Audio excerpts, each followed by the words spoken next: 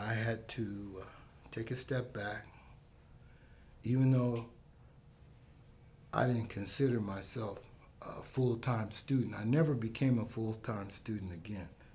Uh, I was kind of like a caretaker, and I didn't, I didn't fit into a lot of the social stuff at Garfield because I was pulled into something completely different.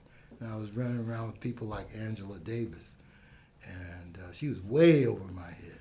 But that's who I was trying to keep up with, and that meant that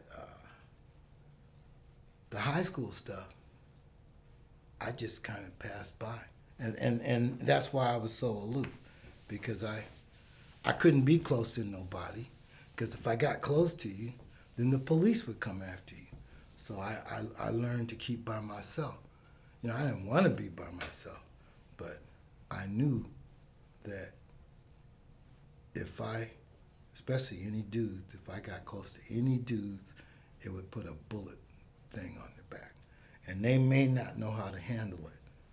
See, I knew how to handle it, but I didn't want to subject anybody else to that. So um, that's kind of how I ran the senior class. I didn't try to get in everybody's business.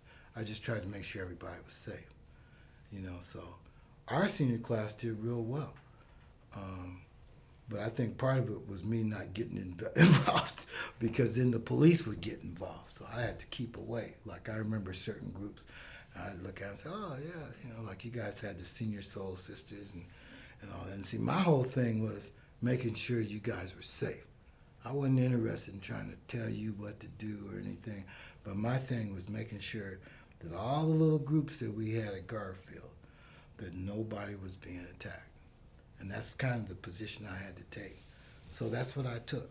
I kind of took myself out of the social thing.